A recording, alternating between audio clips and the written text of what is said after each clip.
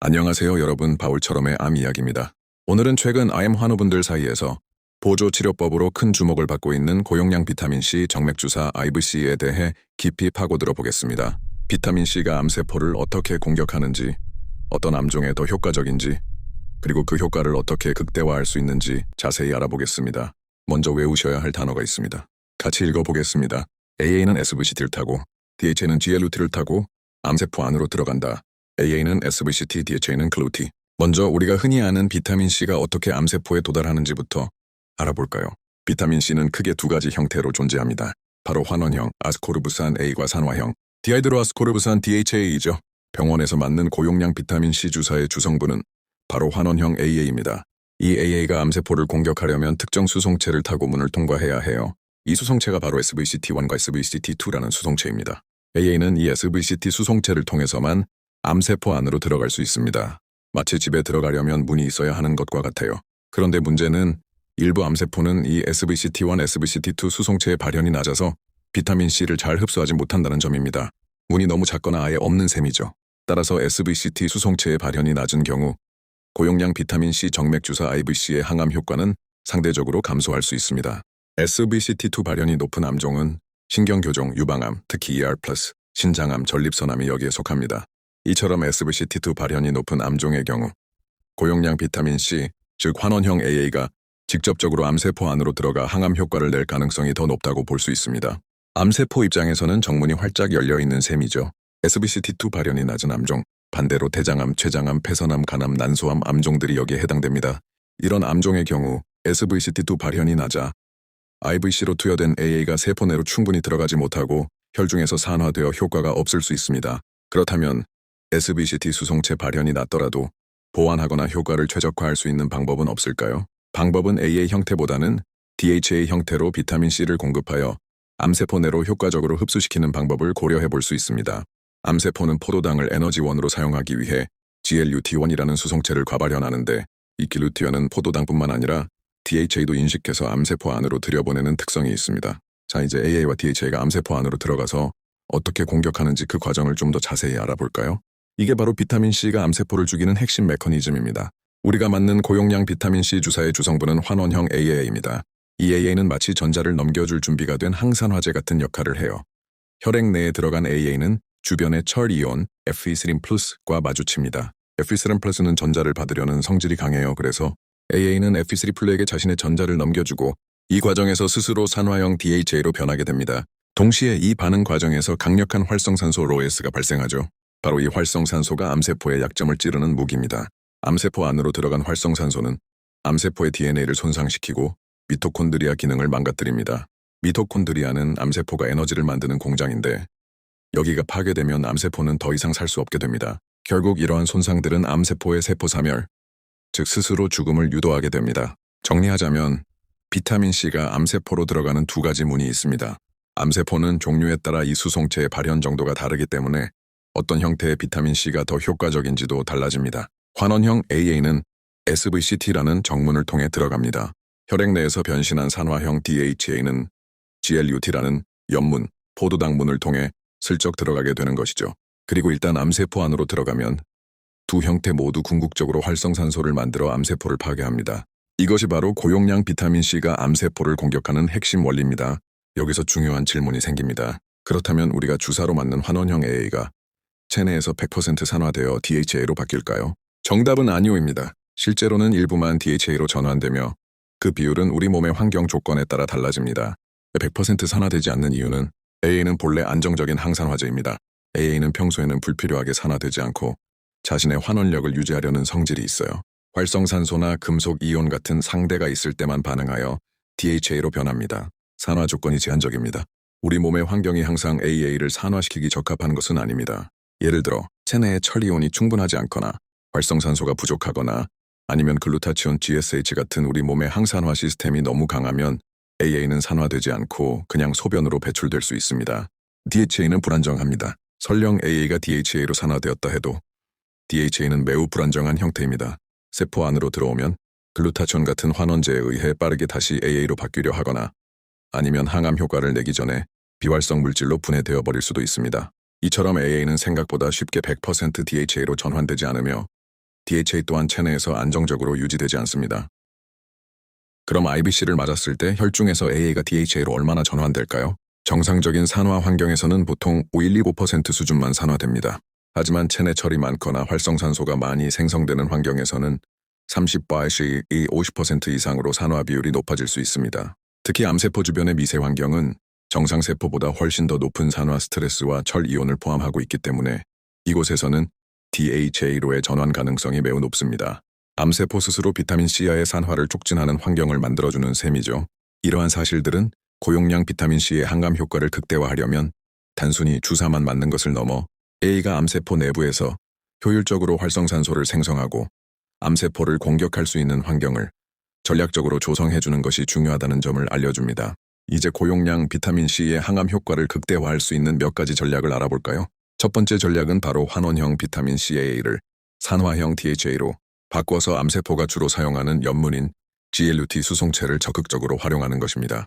많은 암세포는 포도당을 에너지원으로 사용하기 위해 글루티원이라는 수송체를 과발현하는데 이 GLUT원은 포도당뿐만 아니라 DHA도 인식해서 암세포 안으로 들여보내는 특성이 있습니다. 따라서 SVCT2 수송체 발현이 낮은 암종이라도 DHA 경로를 활용하면 비타민C를 효과적으로 암세포 안으로 침투시킬 수 있습니다.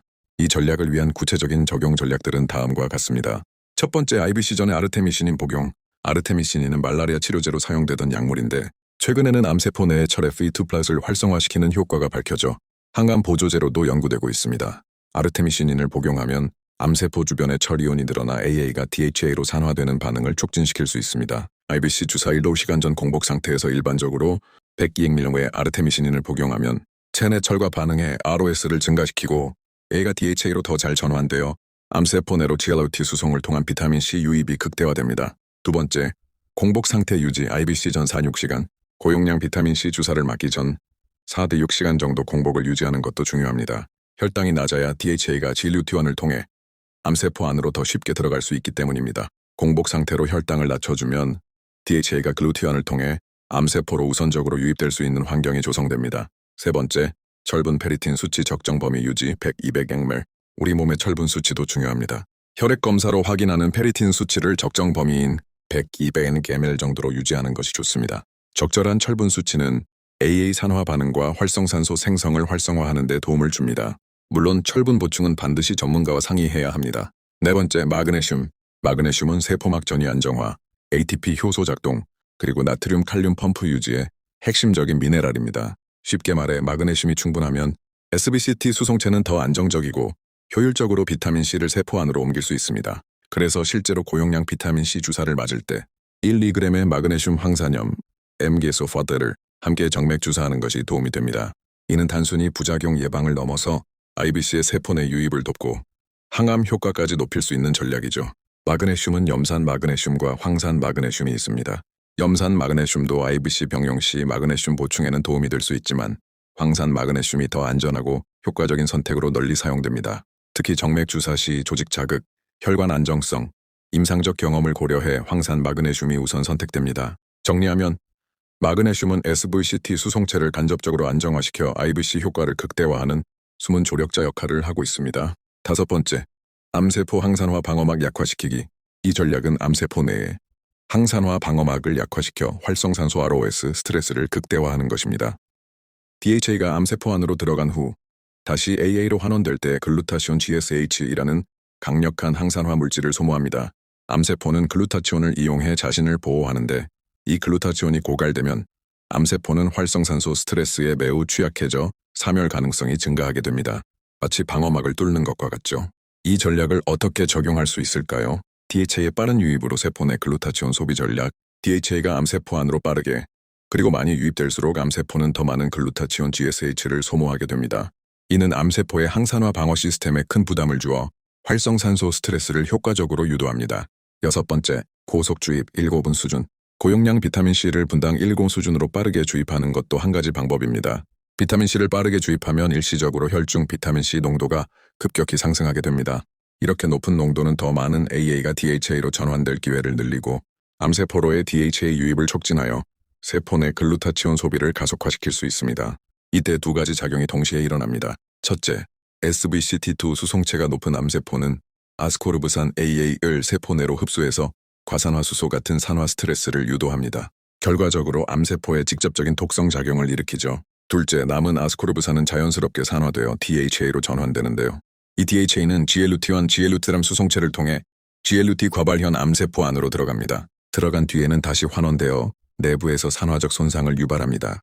즉, 빠른 속도로 고용량을 주입하는 전략은 SBCT2와 GLUT 수송체 양쪽을 모두 활용하는 이중 타깃 전략이 됩니다. 한쪽 수송체가 부족하더라도 다른 경로를 통해 효과를 낼 수 있기 때문에 더 다양한 암종에서 효과를 기대할 수 있죠.